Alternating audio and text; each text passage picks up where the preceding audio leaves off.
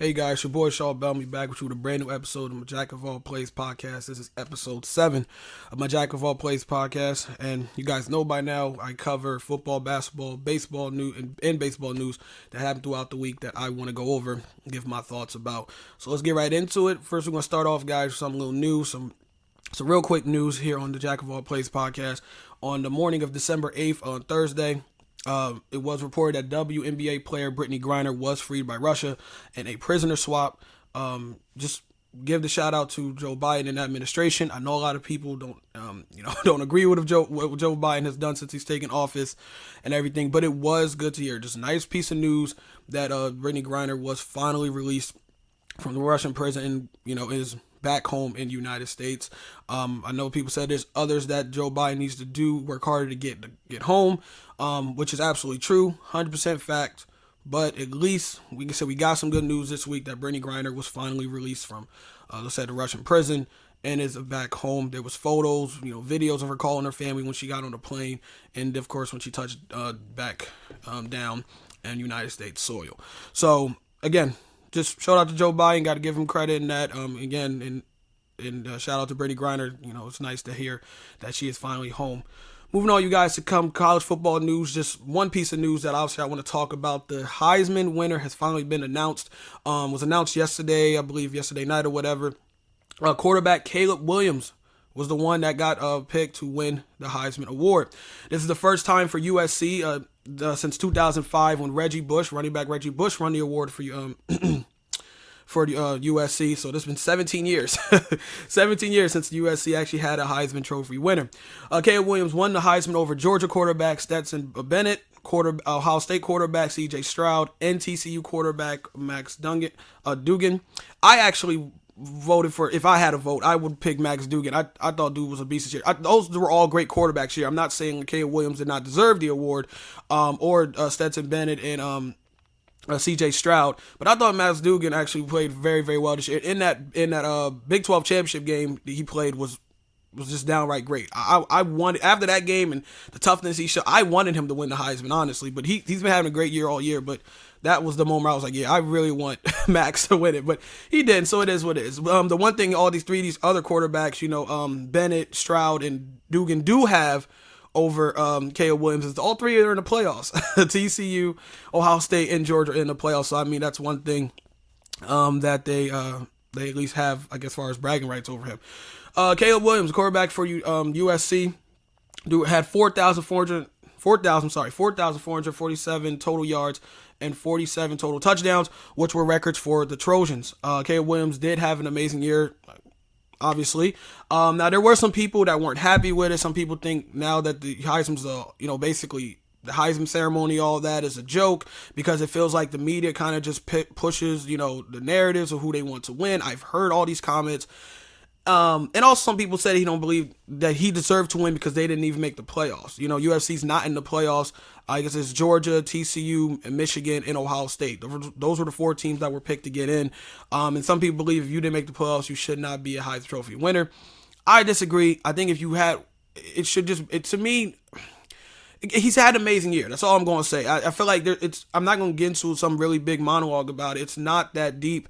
I believe Caleb Williams deserves the award. It was he had an amazing year. If you actually watched him play and just even ignored the numbers, the man was definitely deserving of the award. Like I said, all 4 quarterbacks were. I wouldn't have been upset with any of these decisions, but to sit here and get upset because Caleb Williams got the award is downright stupid. If it was about making the playoffs, then that's different. But that's not been the narrative that the committee has been going with as far as the Heisman committee is going with. It's about the usually player with the stats and the stats and the numbers and the year he's had. It's just that simple. So Caleb Williams, shout out to him. Shout out to USC. They finally, like I said, they got their first Heisman Trophy winner since 2005. And we're going to move on now to the NFL. Okay. Jerry Jones has concerns about Odell Beckam Jr. Reports came out that the Cowboys and their owner, Jerry Jones, has concerns regarding free agent wide receiver Odell Beckham's physical, that his recovery on his ACL hasn't progressed enough. So there was also reports that even if he signs with the Cowboys or what team, he may not be ready to play before mid-January, which I believe will be in the playoffs, of course, at that time. And there are doubts the Cowboys might not sign him now. I put on my tab, but dude, I'm over this. If you follow sports like me, if you're on Twitter and everything, this is just nonstop, dude. Every single day, we're hearing some new report that, either the Cowboys are the favorites to grab him, or the Giants might be the sleeper team to watch out for, the Chiefs, the Bills, the Ravens. They're treating this Odell Beckam decision like the LeBron decision. When LeBron went on TV and announced that he's taking his talents to South Beach, it is so effing annoying. I'm tired of hearing about it. And I know it may come off like I'm being sour or jealous because the Eagles aren't running, because obviously as an Eagles fan, I don't want to see him go to the Cowboys, because I think the Cowboys have a good team already without him, and they're Super Bowl contenders without him. So him going there, and if he's fully healthy and can play, of course that he would make the Giants a better team, obviously a better team with who they are now, and he helps. It's just getting tiresome. There's some Cowboys fans that agree. That's just every single day do we just keep hearing, oh, it's Odell Beckham, he's about to sign, or the Cowboys the favorites. I keep repeating myself, but you know what I'm saying. He's not LeBron James. I love Odell Beckham. It's not had nothing to do with that. I think he's a great player. I think the media has found every way possible to really discredit him and call him, try to downplay his career and everything. We've heard all the news and stuff all about the type of person he is, but when you talk to his teammates, they love him and all this other stuff. But dude, he's not LeBron James. Like, I don't care this much to keep hearing every single day. It's reports every day, and it comes off as just annoying. And it also, to be fair, gotta come at Odell about this, man. It also seems like he doesn't want to do the work. Like, he's going to get credit if he goes to a Super Bowl contending team. Like, he's basically ring chasing. That's what it is. He's ring chasing. He's like the NFL's version of what the NBA players do when it comes to ring chasing. He's literally waiting to see what is the best team that can pick him up and win a championship. And he doesn't. It's like he don't want to do no work. Like, as soon as he signs, we might be in the playoffs, which I even know, honestly, didn't think was possible. I didn't think he was allowed to even sign players. And I get something I learned, that you could sign players while we're about to be in the playoffs or this late in the season. It's crazy. Like, I don't know, man. It's just, I know I'm rambling. I'm sorry. It's just, I don't really also put in words said. It's just really, really annoying.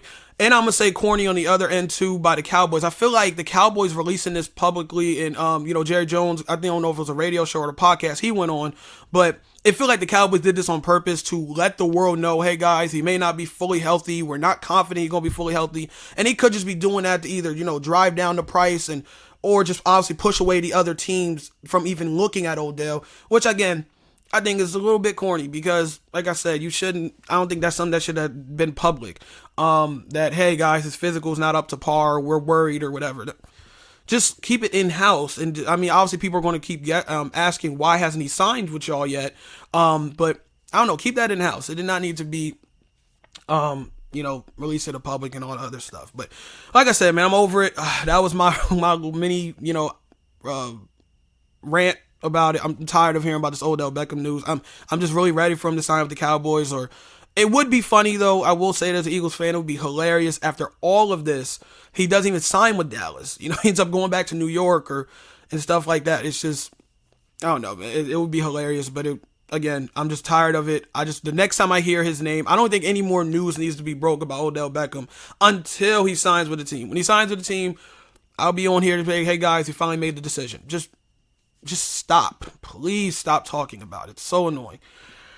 Okay, guys, moving on. In the NFL news of the week, Los Angeles Rams, got a comeback win against the Las Vegas Raiders. This happened on Thursday night. Week 14, the NFL kicked off on Thursday night as the Rams faced the Raiders. The Rams end up winning 17-16 after trailing in the fourth quarter, 16-3. But that was the main story, though. I also got on my tablet here. Quarterback Baker Mayfield was the actual story. This man was cut by the Carolina Panthers on Monday, got signed by the Rams on Tuesday, and had to learn the new playbook by Thursday, going into that, like I said, that game against the Raiders, and he was the one that did it. You got to give Baker Mayfield his flowers for that. I know a lot of people don't like Baker. I'm not a huge fan of Baker. I don't think he's that good of a good quarterback. But again, I'm not here to dump on the dude, man. He is definitely a baller. He definitely grinds and Definitely out there be trying his best. It's not like it's lack of effort with Baker Mayfield. And like I said, you got to give the man his flowers, his praise, because like I said, for a quarterback to get cut, quarterback is a hard ass position. One of the hardest positions in the NFL. Probably people argue the hardest position. Definitely the NFL. But for you to get cut by a team on Monday, turn around, you got signed on Tuesday, you're thinking maybe you'll just be the backup just in case, another quarterback can't go, and then asked to take over on Thursday. That's such a quick turnaround. I think there was reports that he was on the plane reading the when he got signed by the Rams, reading the playbook and trying to get into it. And not even, again, he's learning players. He on his team, obviously don't know the new guys on the Rams roster, the receivers he's playing with, but he had some good throws out there when you watch the game. But yeah, like I said, give the man his praise, man. They was down 16-3, and to do that and actually the comeback was amazing. And for the type of season the Rams have had this year, it was nice thing for the Rams fans to have at least this week, because this season has been a dumpster fire for the Rams. Injury riddled all over the place. Matthew Stafford, Aaron Donald, Cooper Kupp. It's just been ever since when they won the championship last year. It's just been a bad year for the Rams, and definitely I don't believe they're going to the playoffs at all. So, I mean, look, it was a nice feel-good moment for the Rams fans, at least for this week. On the other side, the Las Vegas Raiders losing this game, I don't think this automatically eliminates them from the keep up my desk. From the playoff contention or anything like that. They could still, sneak in or whatever, but I honestly hope they don't go. I am so disappointed in the Las Vegas Raiders. I'm disappointed in the Los Angeles Chargers. That's just a random team I threw out there, because these were the two teams. Definitely the Raiders was the team I thought was going to take that next step with Carr. And that team, they got Devontae Adams, who's had a great year. I mean, how can you when it seems like Carr throws him the ball every play? But amazing talent that Devontae Adams is, playing alongside Carr and everything. I thought this team was ready to take that next jump, at least compete with the Kansas City Chiefs for the division. But no, that is the Kansas City Chiefs AFC West division to lose, and the Raiders stink. For you, listen, I know they have probably issues on their own end with injuries and stuff, but there's no excuse for that. There's no way. I know Thursdays are quick turnaround games, and guys still tired going through it from a couple days ago from their last game. But there's no excuse for that. The Raiders stink. The Raiders stink. Josh McDaniels, their head coach, needs to be on the hot seat, needs to be fired. I don't know how else I can explain it. They stink. I don't understand. It's just straight pathetic. I wrote in my notes. Not only do you lose to a quarterback that, like I said, he got cut on Monday, signed with the team on Tuesday, and you lost him on Thursday. Not only did you lose to him, to Baker Mayfield, but then you turned around the way they lost. They said 16-3. The Raiders was winning. Then I believe they was up 16-10. It was like maybe a minute or so, or 2-3 minutes left in the game. And the Raiders, I'm sorry, keep saying the Raiders, apologies. The Rams had to go down 98 yards to win the game, and they did it. 98-yard drive, dude. Are you kidding me, Raiders? The Raiders stink. They stink. I don't want them going anywhere near the playoffs. I know when you get in the playoffs, everybody's 0-0. The season basically starts over. Anyone can get hot. But dude, they stink. It's a terrible that's a terrible loss, man. I know those games are, like I said, I know games are tough, stuff like that. It's hard to win NFL. I understand all that, but that's a loss you cannot have if you're the Raiders, dude. Especially when they were on, I believe, a 3-game winning streak. Some people thought, okay, here they come. This is the team everyone kind of expected to really take that leap early in the year. But I mean, better time than any really as the season's getting close to, regular season's getting close to an end. You're supposed to, these type of losses should not be happening this late in the season. Straight up pathetic by the Raiders, man. House Committee, moving on. House Committee released Dan Snyder a report. House Committee did release a Dan Snyder report. The committee found the Washington Commanders owner Dan Snyder permitted and participated in a toxic culture and had misleading testimony, according to the Washington Post.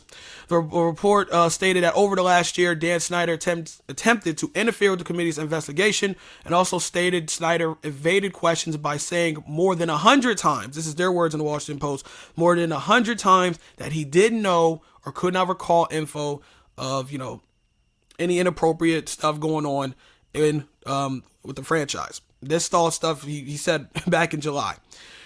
There's really not much here, you guys. I'm just waiting for the news that Dan Snyder's out, that he sold the team or whatever they're waiting on, or he gets voted out, whatever they have to do. it just seems that this more and more of the stuff comes out. You just realize like a piece of crap that Dan Snyder is. He's a horrible person. He should not be owner of the Washington team. All that stuff. We've heard this a million times. And it seems like with this report as I'm talking about it, there's nothing new. Everyone looking at this like, okay, it's like we know this dude seems like he's scum like right at this point. And he can't even lie right. It doesn't make sense. Over 100 times they literally got you and were like 100 times you said you had no idea or no call. And obviously he's saying that because he don't want to try to throw people under the bus. You know, obviously they might have some dirt on him and I don't know, man. It's just, I don't know why anyone would be shocked by this report, man. I mean, he's lying. That's all it is. Like all the Washington Post is reporting is like, listen, he lied. He's going to continue. He's continuing to lie, and they got proof that he's lying. So again, I'm only brought this up because it's been a while since I've seen anything about Dan Snyder, but I probably won't talk about this again until we get over a breaking news that he sold the team, he was voted out, whatever they have to do, because that's what it seems like the NFL is. They're trying to get to that point. Other owners want him gone. At this point, dude, it's insane. And we still haven't got that yet. But whatever, these investigations take years to end and all that. Moving on, you guys. Atlanta Falcons is going to start rookie quarterback Desmond Riddler. Desmond Riddler is now the starting quarterback for the Atlanta Falcons. The Falcons finally decided to bench quarterback Marcus Mariota and have the rookie Riddler start this week's game against the New Orleans Saints. So they do play the Saints today. I don't know if it's at 1 o'clock or at 4, but they do play the Saints. And like I said, Desmond Riddler, I can't talk. Desmond will be the starting quarterback for the Atlanta Falcons. The word just for me when I think about this is finally. I'm not Atlanta Falcons fan. You guys, Philadelphia Eagles all day. My brother Malik, shout out to my brother, and Wade, he's a Falcons fan. Tons of Falcons fans do. I don't follow tons of Falcons fans, on Twitter or anything. But when you bring up the Falcons, you bring up Marcus Mariota, fans have been pleading with the Falcons to bench Marcus Mariota. Mariota is not a horrible quarterback by any means. There's no disrespect to Marcus Mariota. He's had some good moments, some good throws, some definitely nice moments this year. I'm not saying he's like you say, he's not terrible, but the dude definitely deserves bulk of the blame, part of the blame, if anything. Any blame you want to throw, he deserves, percentage-wise, that the Falcons are 5-8. Because there was good amount of times you could say the Falcons should at least be, at least 6-7. I mean, it's not great, but 7-6, 6-7, 8-6. You don't know. The point is, they should be better than 5-8. And again, it's not all Marcus Mariota's fault, but he's had some key fumbles, key fumbles, interceptions, very late in games when they do not need it. Defense for the Falcons can make a stop, and next the Falcons are driving down the field in the last minute of the game to win it, and he throws a crucial interception or he fumbles the ball, and fans, it's been frustrating for Atlanta Falcons fans to see, especially when they have, like I said, a chance to win the game. Desmond Riddler was selected by the Falcons in the 3rd round of this year's draft out of Cincinnati University. Had a great career at Cincinnati. At Cincinnati University. The question is, I obviously want to know is he the future for the Falcons? And I think this is the best chance. Honestly, this is the best chance for them really to see. Obviously, it's probably going to be a small sample size because, like I said, the season's about to, wrapping up in, I believe, like 4 weeks or 5 weeks, whatever. But yeah, I'm 100% behind the Falcons making this decision, man. I thought they should have did this. And I'm not expecting Riddler to come out, Desmond to come out and, be a star. No one should expect him to dominate. Again, the NFL is a whole different beast, a whole different playing field than obviously college. The speed, the IQ of the players and the defensive coordinators, and going up against that for a young quarterback, for a rookie of all things, that is going to be tough. And the Saints defense is not like trash or anything. So, that should be a nice little test for Desmond's first game. And the Falcons aren't out of it. Being 5-8 and everything, which is really weird. They're 5-8, but they're not out of it because that division they're in, the NFC South, is horrible with the Buccaneers right now leading that division. Hey guys, next moving on here in NFL, Jimmy Garoppolo returned as a long shot according to Coach Shanahan. 49ers head coach said there was no way, there is an outside chance Jimmy G can return late in the playoffs for the foot injury. The 49ers quarterback Jimmy Garoppolo broke his foot this past Sunday against the Miami Dolphins. They now have to rely on their backup, Brock Purdy. Mr. Irrelevant, irrelevant. Everybody calls him, of course, from this year's draft. So yeah, Kyle Shanahan came out and said that there's, because at first we heard when he broke his foot, everyone immediately, especially 49ers fans, got sad and thought, because damn, there goes our Super Bowl our chance for a Super Bowl. Again, Jimmy G's not the best quarterback to have, but the dude he does his job definitely enough to keep you in the games, and definitely gives them a better chance than their backup Brock Purdy would. But I still think the 49ers will be fine, man. Even if Jimmy Garoppolo don't come back, as long as Purdy if he just game manages, he doesn't try to do too much. He has playmakers all over the field. Just get your playmakers the ball. You got Deebo Samuel, you got Kittle, George Kittle, their tight end. You got Christian McCaffrey. They have weapons. I just named those three, but they have weapons. They're going to be fine. I think the 49ers are going to be fine. When I looked at this report, I thought, okay, well, they're keeping some hope alive, but I think Purdy, because he came in last week, I believe, when Jimmy G broke his foot. It was in the first quarter in that game against Miami, which the Niners went on to win, by the way. But Purdy had a great game. He had a good game when he did come in and fill in, when he got thrown right into the game and right into for the 49ers against the Dolphins. He played very well. So, I mean, I know it's just one little tiny sample size, but dude, as long as he doesn't do too much, don't turn the ball over, make good decisions, I think they'll be fine. They have a Super Bowl championship type of defense. Like the Niners defense, from the D-line, to the linebackers, to that secondary, they are great. I don't know how anyone could bet against that defense. That defense is great. Probably the best in the NFL. You can argue that they're a problem. So they're going to keep the Niners in games regardless. It's just up to Purdy and that offense to really not hurt themselves. Just don't shoot yourselves in the foot. You'll be 100% fine, throughout the games, because that defense is excellent. I love watching the 49ers defense, man. They're really, really good. But all right, you guys, so that is going to be it for the NFL. But obviously, before we end, you guys always know I get on my phone and I give you my picks for this week. Starting off my Philadelphia Eagles we're on the road against the Giants. I know it's my sound biased people, but I do believe my Eagles will win this game. It is a division game, so it could be obviously a trap game. The Giants need this win I believe they're in the playoffs right now in NFC, but they need this obviously to keep their head above water. I just think we have the better team. There's a question. I believe some people believe he's going to play, but there's actually some 50-50 doubts, 50-50 chance that Saquon probably won't even play this game. And if he doesn't play, if the report comes, I didn't see no report, so I think he will play. But if he doesn't play, the Giants are going to get blown out. I'm sorry. I no hate towards Daniel Jones, but I still don't think he's the guy for the New York Giants. And I definitely wouldn't trust him against that Eagles defense, and at least even to keep up with our offense when we scoring points. So again, I'm not trying to disrespect the Giants. They have a solid team. They're coming off a tie against the Washington Commanders, which is, I hate ties in the NFL. It's so stupid. And our defense is good. So it's not going to be an easy game, but I hope for their sake, they better hope Saquon plays. Well, no, guys, the Browns, Deshaun Watson and the Browns are 5-7 versus the 8-4 Bengals. I'm going to pick the Bengals here at the crib. These games between the Browns and Bengals, some just random. Sometimes you think it should be a clear winner, but then it's the rivalry between both teams. It comes out, some weird thing happens where the team that shouldn't win goes on to win this game. But I think the Bengals are rolling right now. They're coming off a big win against the Kansas City Chiefs. So I'm going to pick the Browns, Joe Burrow, and them to win that game. Next is the Jaguars and Titans. I'm going to go with the Titans. The Titans come off getting their ASS whoops by my Philadelphia Eagles. Like they even belong on the same field as us. Derrick Henry did not have a good game. The Eagles shut him down. Ryan Tannehill, I think he's still dealing with it's a hamstring injury or whatever, but I believe he is going to play.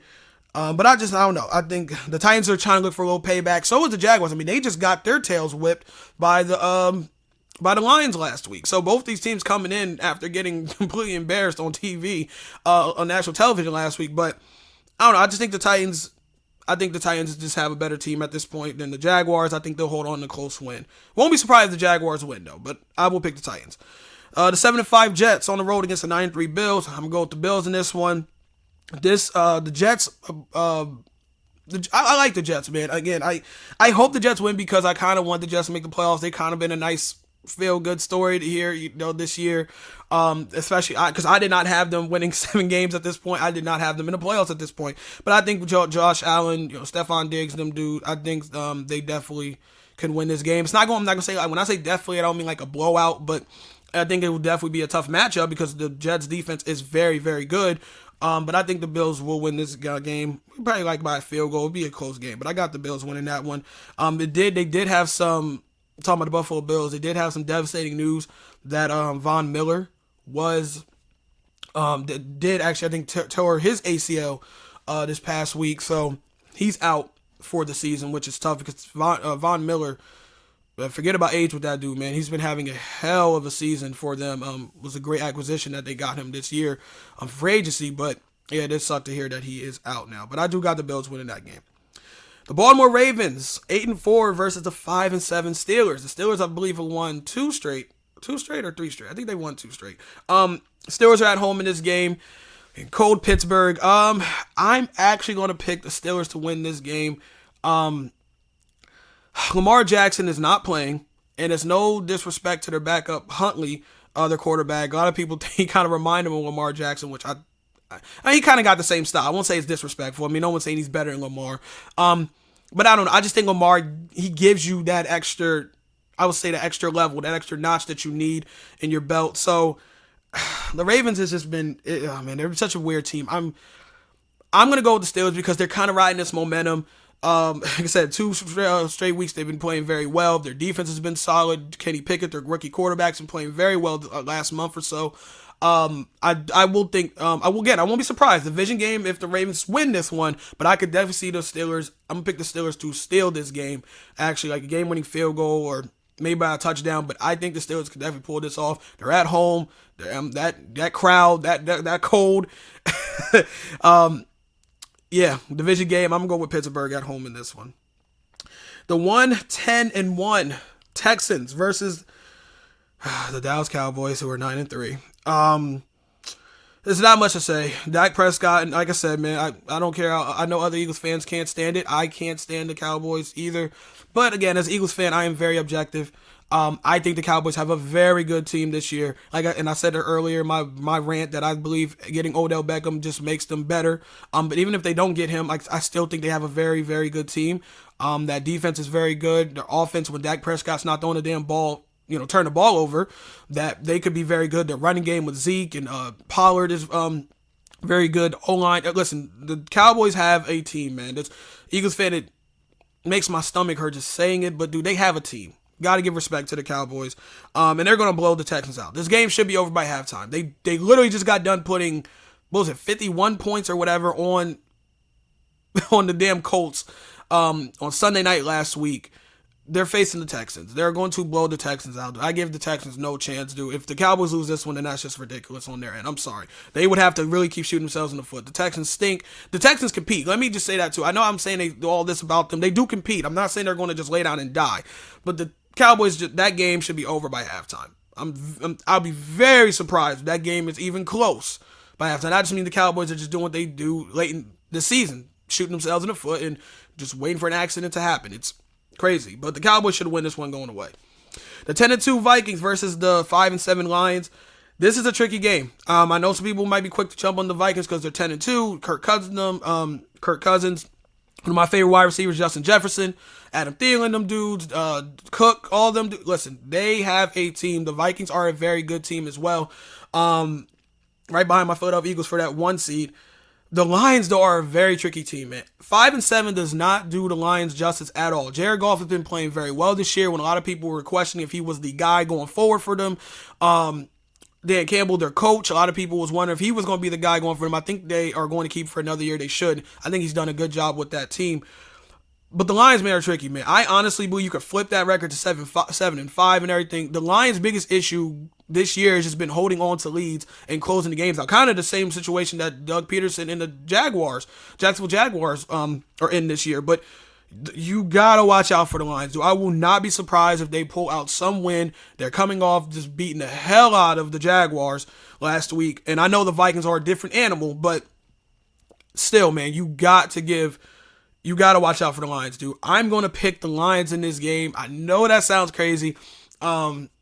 But I think the Lions will somehow upset, if you want to call it that, over the Minnesota Vikings. And again, on the other end, the Vikings could completely make me shut up and everyone shut up and just beat the hell out of the Lions. Like I said, the Vikings are that good. But like I said, the Lions are a team that fight. They are a team that is very solid on both sides of the ball. They're very well coached. I will not be surprised if they try to, they try to, but they find a way to steal this game. Next is the 9-3 Kansas City Chiefs versus the 3-9 Broncos. Broncos stink. I can't stand Russell Wilson in them right now, man. Their offense is by far the worst one, or at least it's top 5 worst offenses in the league if it's not the worst. I don't know, maybe the Texans take that mantle, but excuse me. But the Broncos stink, man. Patrick Mahomes and Travis Kelce, Andy Reid and them, they're trying to come back, basically rebound after losing to the Chiefs last week. Like I said, in a big AFC type playoff contending playoff spot game, whatever you want to say.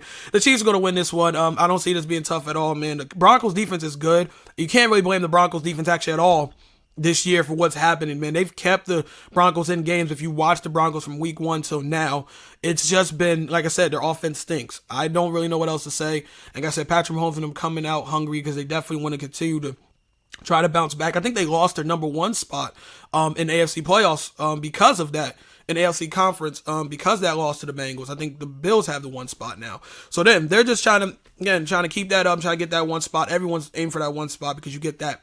You're the only one with the number 1 seed. You get that bye while everyone else has to play each other in the wild card. So obviously the Chiefs want to avoid that. I think they beat the hell out of the Broncos in today's game. Next is another tricky one. The Tampa Bay Buccaneers 6-6 versus the 8-4 49ers. I told you guys I am 100% behind the 49ers when it comes to their defense. I still think they are title contenders, even though Brock Purdy is in for Jimmy G. If Jimmy G comes back or not. And then you got, on the other hand, you got Tampa Bay Buccaneers. They're coming off a huge win that they needed in a terrible division, but whatever. But they're leading at 6-6. With Tom Brady, the GOAT, doing what he always does. When you think the chips are down, you think he's out, the man comes out and just rises from the grave and just somehow just, wins. So this one's tricky, man. Again, the Buccaneers defense is great.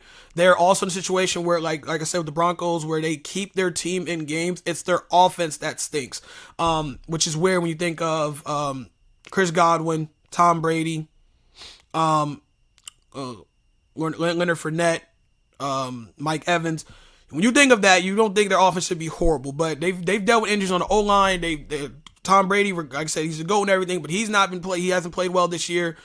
They've just had a lot of issues on that side of the ball. It's like a miracle when you see them this year score like over 10 points. It's like when they score over 10 points, you're like, holy shit. Like if they get to 17 or 20, they probably going to win the game because that defense is that good over there in Tampa Bay. Oh goodness, this one's tough. I'm going to go with the Niners. Again, I don't want to say like I'm betting against Brady over a quarterback of Brock Purdy, but again, I just think that with the Buccaneers struggling on offense, I don't think they're going to wake up all of a sudden going up against this championship level defense of the Niners. I think that the Niners win this game. It'll be a close game, but I do think with the playmakers that Purdy has over to San Francisco as well, I think that they do enough to definitely beat the Buccaneers. That's a day. Next is the 4-8 Carolina Panthers versus the 7-5 Seattle Seahawks. I'll say I don't care less about this game. Panthers are not good by any means. I got the Seahawks win this game, man. Geno Smith, I definitely have my vote for comeback player of the year. He's just been playing so well at the quarterback position as well as you can play, just dropping dimes. Like every week, it's like they should be at like a compilation of the dimes that he's just been dropping every week. Geno Smith's had a hell of a year. And the Seahawks, I believe they're coming off. I believe they beat the Rams last week. I think they comeback winner or whatever. But the Seahawks need to win. They need to win this game to keep up with the 49ers to win that to get the NFC West division. But I do think the Seahawks win this game. Then the Sunday night game, we have the 8-4 Miami Dolphins versus the 6-6 Chargers. Chargers, complete disappointment. I can't stand watching them. I don't know why. I've been picking them to win these last like 5-6 weeks. I don't know why I keep doing that. I love Justin Herbert. I think he is a great quarterback, or will be a great quarterback if people don't want to use the word great right now. But I think he's definitely a young stud. I love Keenan Allen, one of my favorite wide receivers. I can't tell you what's wrong with the Chargers, dude. They've had injuries, yes. I'm not sitting there saying that doesn't affect things, but dude, they're just so disappointing. Again, they're up there with the Raiders as one of the most disappointing teams this year. I thought this year, I actually had them as Super Bowl contenders. I'm sorry. I thought the Chargers were going to take that leap. I thought they was going to jump over the Chiefs, and it was going to finally do it. I am pissed that these dudes are 6-6 and fighting for their playoff lives. I don't think they're in the playoffs right now if the playoffs started today. I can't. I hate that, because if I had to have another team as it would have been my favorite team, it would have probably been the Chargers, or the Niners probably. But my point is, I just hate the fact I cannot believe these dudes are 6-6. I'm gonna pick the Dolphins in this game. Two of them is coming off a loss on the road against San Francisco that I'm pretty sure if you look back at the tape, they feel like they definitely could have won. They definitely left some points out there on the field. Tua did not have his best game. But again, you're going up against that Niners defense. You got to give the Niners credit, obviously, for winning that game without Jimmy G. So, yeah, I'm going to pick Miami, though. Miami needs this win so they can, because if they would have won last week against San Francisco, I think they would have been in the 1 seed because they have that head-to-head tiebreaker over the Buffalo Bills because they beat the Bills earlier this year. So the Dolphins need this win just to keep up with the Bills. I believe that loss are 8-4, and like I said, the Bills are they're 9-3. Okay, so a loss here and a Bills win would actually make things a lot difficult for the Dolphins, because right now I think they would be a 5th seed or whatever. But the AFC is tough, man. Like from 1-7, you those records, man, they're pretty close. But I got Miami winning this game, man. The Sunday night showdown against the Chargers. And then Monday night we have the 6-6 Patriots versus the 4-8 Cardinals. Another couple of weird teams. I'm gonna go with the Patriots. Really don't have a huge reason why. They're coming off their loss, I believe, last Thursday against the Buffalo Bills. In a huge division game that they need. I think the Patriots are out of the playoffs right now, 6-6. And yeah, the Cardinals are not good. Kyler Murray and them dudes are just, again, one of the weird teams that came into this year. Yeah, because last year I think they started like 6-0 or 8-0, whatever. Then they completely choked the rest of the year and didn't end the season well. And then this year they didn't wait to choke. They basically just started out the gate slow and haven't really picked it back up. But so I'm gonna go with the Patriots in this game because it is a must win for the Patriots, just to keep up. Not even trying to keep up in their own division, just trying to get into the playoffs at this point. Because I don't have the Patriots winning that division. It's either the Bills or the Dolphins, I think, is going to win that division. So at this point, if you're the Jets and the Patriots, you're just trying to hurry up and hopefully try to squeak in, the maybe 6th, 7th seed for a playoff spot. But that is it, you guys. NFL news of the week. Moving on here to Major League Baseball news of the week I want to talk about. Biggest news, obviously, Aaron Judge goes back to the Yankees. So obviously that's the biggest news, that the New York Yankees did sign and did get back Aaron Judge. For the contract was 9-year, $360 million deal. God damn, the money is crazy in baseball. It's a 9-year, $360 million deal. For me personally, this was kind of anticlimactic. This doesn't affect me at all as a Mariners fan. But I don't know. It just felt anticlimactic because it was all this whole constant. As soon as the season was, even as the season wrapped up for the Yankees and their season ended bad in the playoffs, everyone immediately talked about Aaron Judge coming back. Where is he going? He's done with New York. All this stuff back and forth. And this is why you can't listen to rumors. You just got to wait and see the fine print, the headline, whatever. Because that's what everyone kept asking. Where's Aaron Judge going? I always had a feeling he was going to go back to the Yankees, though. I think his words, were he picked legacy over money. I think that's what he was telling teams and pitching to them. Like, listen, I want to leave a legacy with somebody and I win. It's not about the money. 360 million reasons why some people may not believe that, but still, man, it's I get it. Sometimes you want to stay with the team that you've been with your whole career. Yeah. But I always had a feeling. The other teams I also read that was looking at him was the San Francisco Giants. Excuse me. I'm sorry. San Francisco Giants, San Diego Padres were a couple of teams that was looking at him as well. Speaking of the Padres, moving over to our next segment of Major League Baseball news of the week here on Jack of All Plays. Shortstop Xander oh my God, I'm gonna butcher his name. I'm sorry. Bogaerts. I'm saying Bogaerts. I'm sorry if I butchered his name. I'm sorry. I don't listen to players that much I'm sorry. Xander Bogaerts signs with the San Diego Padres. The shortstop and San Diego Padres agreed to an 11-year, $280 million contract. It was a huge contract, but I do believe it's a good one. I did not probably say his name right, but I have watched Xander this year, over the years with Boston. He's a very good player. I do believe this was a good job by the San Diego Padres. I believe a lot of Padres fans was definitely happy about the signing. Because not only did they get a big bat, you also line him alongside Juan Soto, Manny Machado, and Fernando Tatis Jr. So that lineup is going to be dumb, basically. I just named only 3 guys, but their team is pretty good. Man, San Diego has a really good team, and adding Xander would definitely add on to that. This move, like I said, came after the Padres missed out on Trey Turner, who did sign, I believe, with the Philadelphia Phillies, which was a great signing by the Phillies. And so they missed out on getting Trey Turner, and they also missed out on getting Aaron Judge. There was another report that did come out that the Padres were considering giving Judge a 14-year, $400 million contract. But obviously that didn't happen. He went back to New York. And again, like I said, you missed on Aaron Judge. Obviously, the biggest name, you could probably argue, behind, Mike Trout and other dudes. I'm not saying like Aaron Judge is the biggest star, but you know what I'm saying. Like, obviously this was the guy everyone was looking at. But to get Xander, it's not like a bad, consolation prize or anything like that. That's a very good plan B. So the Padres did a good job. They didn't sit on their hands and knees and just wait to try to find, somebody to, find another player. They immediately just, all right, look, we missed out on Judge, move on and let's get somebody else that is very good, and got Xander. So that was a really good sign.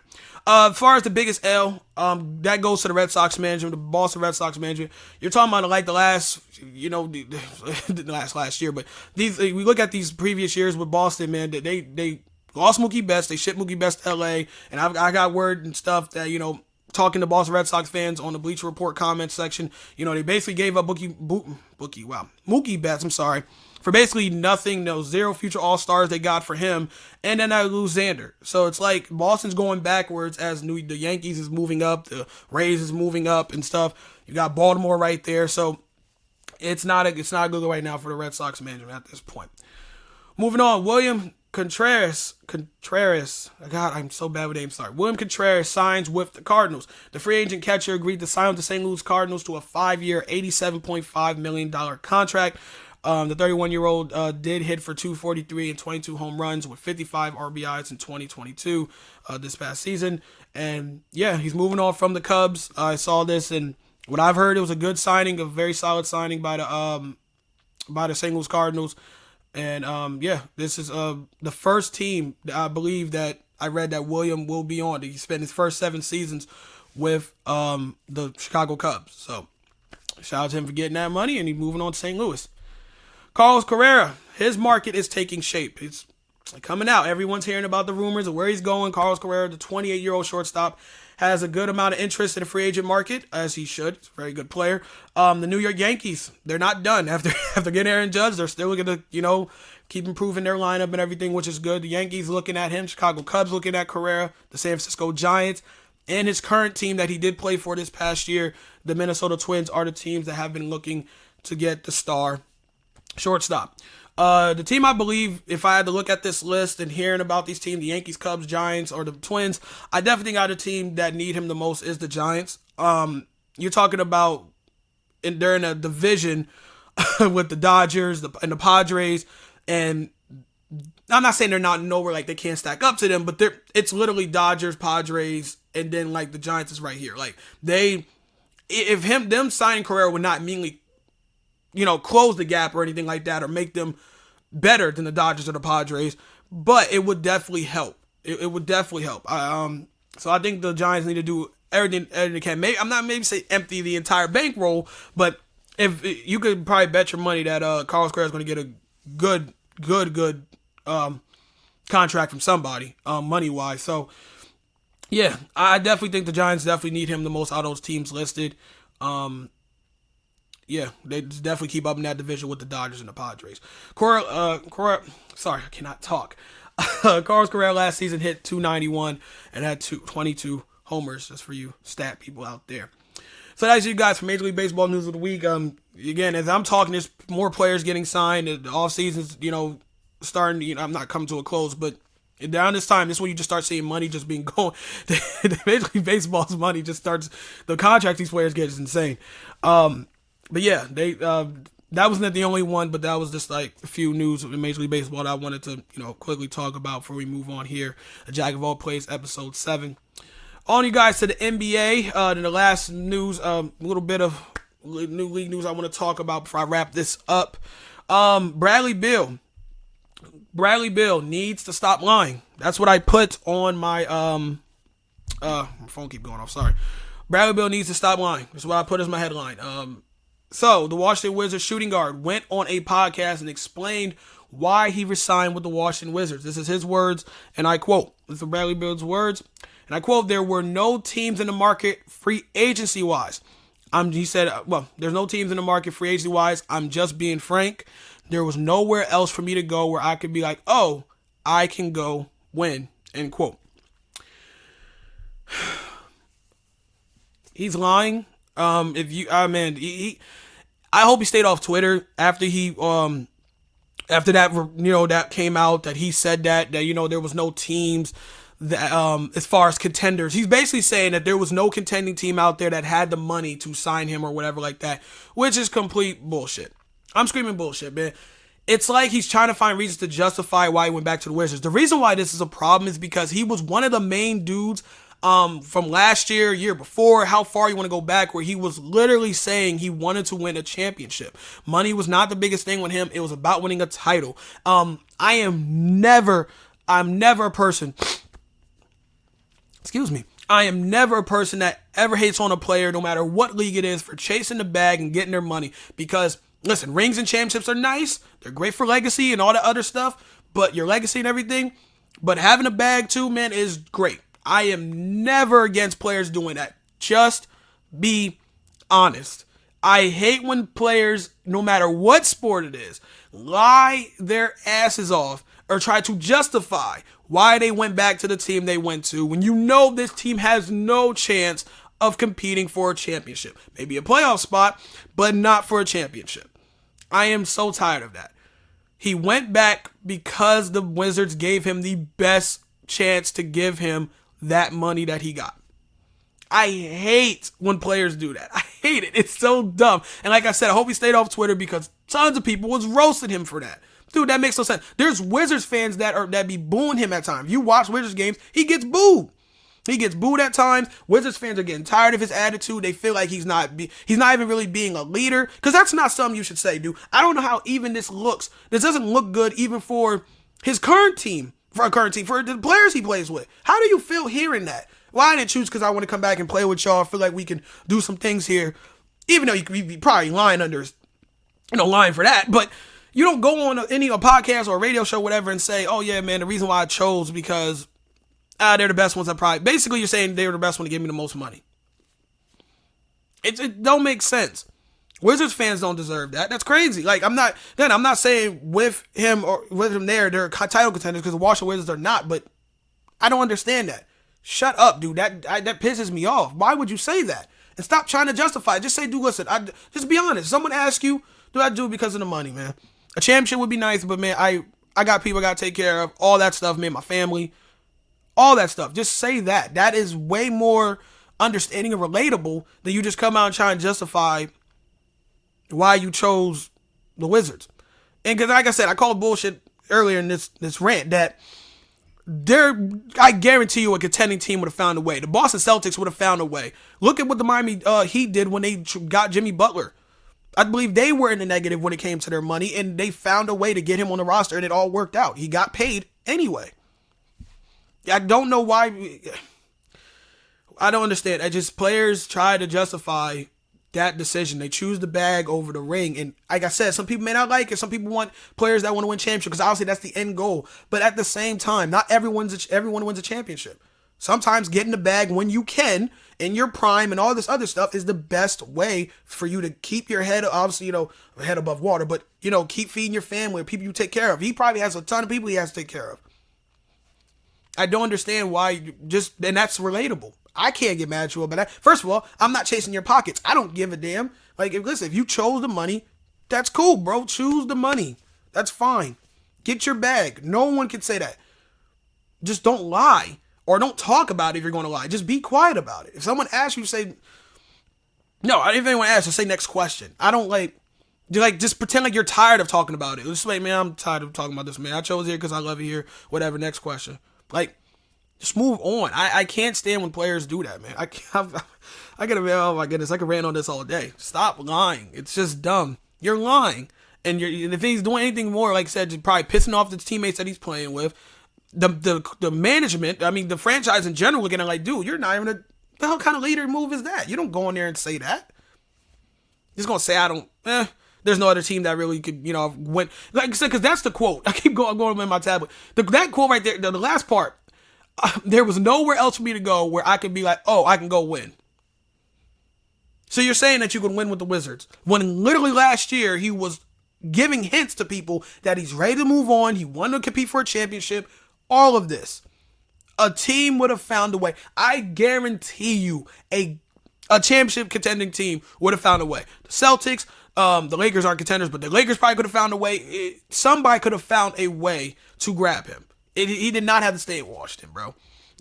What he's saying is, like I said, long story short, he's read between the lines is basically saying there's no other team that could give me the money that the Wizards could. That's it. Stop lying. I'm really starting to just, because it's not the first time, and people have been saying on Twitter, this isn't the first time. They saying his attitude, he doesn't he cares. He doesn't even play like he's even worth the contract that they're giving him. A lot of people believe the Wizards overpaid for him and all that. And again, it's no hate towards Bradley Beal, but I don't know. I'm starting to just stop being a fan of dude, man. I can't. Every time he opens his mouth and he explains about it, it just comes off. It's just, what are you talking about, Bradley? Bro, just stop talking about this. Just play ball. Show people why you was worth the contract. Why? Jesus Christ, I can't stand that. Last of you guys here on Jack of All Plays, episode 7 of NBA News of the Week. So talking over here at the NBA news here. This was, I believe, a couple days ago or Saturday. Maybe I think it was a couple days ago. The Phoenix Suns cry over a late game dunk by Zion Williamson. The Suns players wasn't happy when the New Orleans Pelicans big man Zion Williamson did a 360 windmill dunk seconds before the game ended.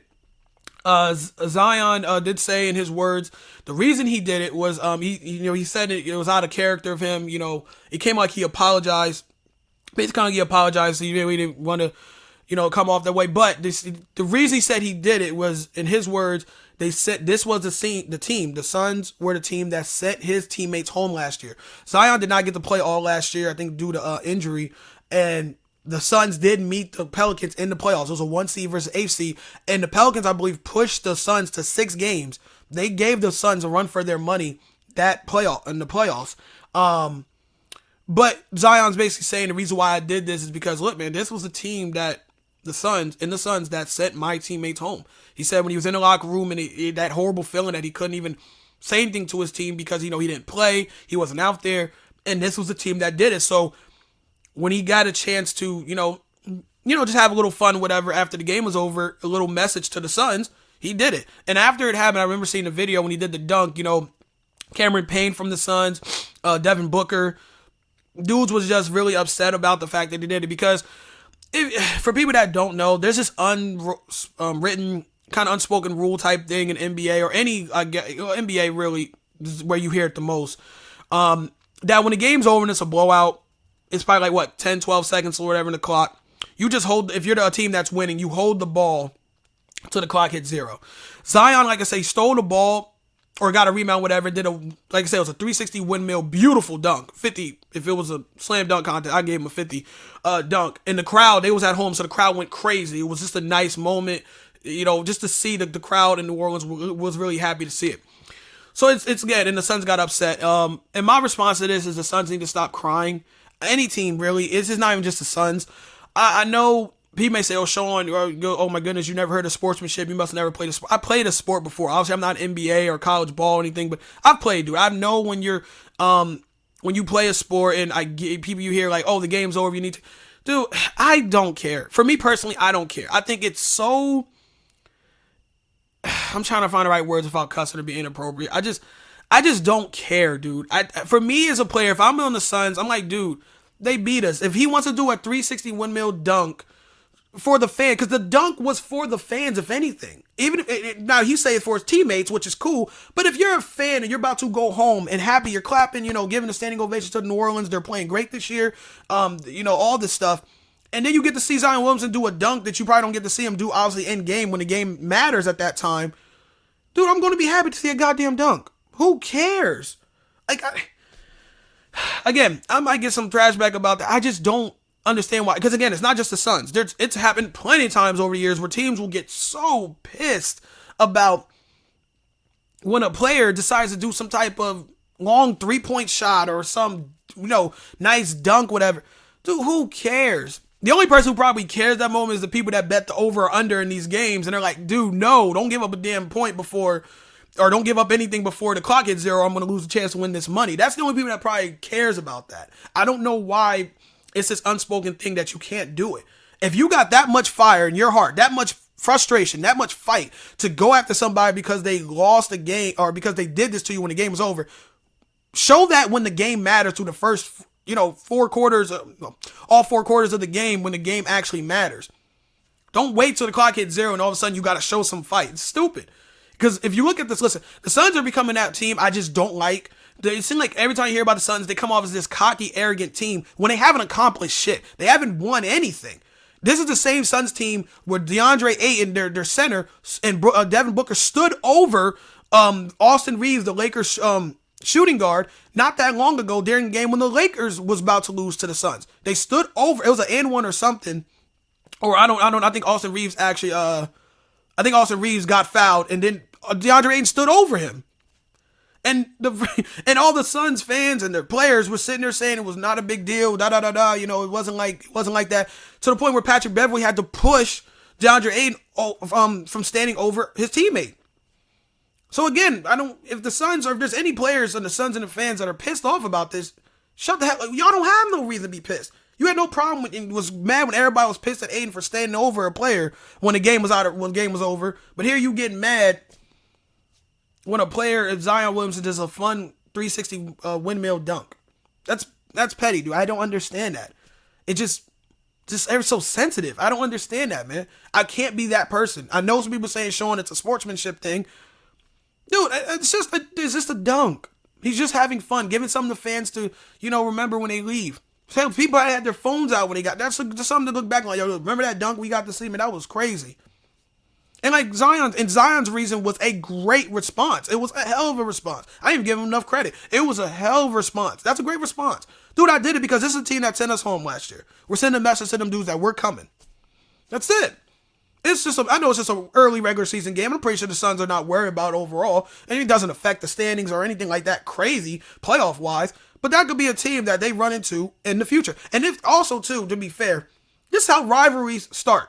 I love when teams get into this because this is how rivalries start. This is something that we can look on like, yo, okay, the Suns and the Pelicans, man. That's something to look forward to next time they play. Now, next time that they're in Phoenix, the Phoenix Suns will definitely, it's like something you remember. The players will remember that. That's like, oh, okay. That's how I would treat it if I was the Suns. I'm like, okay. And I'm pretty sure reporters were like, Sean, how'd you feel about that? The game was over. He said, man, he was having fun. We'll remember that, though. That was, okay. That's all I thought. That's all I would have said. I would have laughed it off. Like, all right, we'll remember that. They got us. They beat us. Congrats to them. Shout out to the Pelicans, man. They're playing good ball. That's how I'm responding to that. I'm not going to sit there and say it was Bush League or it wasn't really that. It wasn't appropriate. Just shut up. God, man, people are some crybabies, man. It's crazy. There's no way you should be mad about that. If my Chicago Bulls got beat by 30 and a team did a dunk at the end, I'm not going to be like, dude, why would he do that? No. You're beating our ass. Play till the clock hits 0. That's how I feel. Just play. And if you're I think the Suns took a shot before he did that. Why did you take a shot? Just hold on to the ball if you're the Suns. Don't even give him a chance to give him the ball back. Just hold on to it till the clock hits 0. Then you won't have a moment like that. It's weird. Very weird, man. Very strange. I can't stand when people do that. It's I don't know. I can't really say else to it. Stop being crybabies. It's not that deep. But that's it, you guys, man. I am out. Again, it's been your boy Sean Bellamy, episode 7 of Jack of All Plays. I will be getting back to this weekly every Sunday I'm going to be recording these before the NFL games come on. It says it's 11 o'clock now, so I try to get up around like maybe 8 or 9 and get this done. Have my tablet and all stuff charged up, and the notes, everything down I want to talk about throughout the week, from Monday up till Saturday, possibly Sunday if I see some breaking news on Sunday that I write down before I start the podcast. But that is it, you guys. Like I said, it's been your boy Sean Bellamy, much else to say. But I know when I usually do these videos, or these episodes, whatever, I disappear for another couple of weeks or a month, whatever. But as you can see, I got a new microphone. Sorry about the bright light and everything else, but I had to set it up here in my girl's bedroom because the desk, I got to get a new desk. The desk I have in where you originally see where the Eagles and the Steelers sign be behind me and everything, that desk is, or that stand, I should say, is really not big enough to put all this here because I wanted the microphone to be seen. And I really am happy I got it. I like this microphone. So yeah, you guys, that is pretty much it. I'll see you guys next Sunday for Jack of All Plays episode 8. But again, this is Jack of All Plays episode 7. I am out. Peace.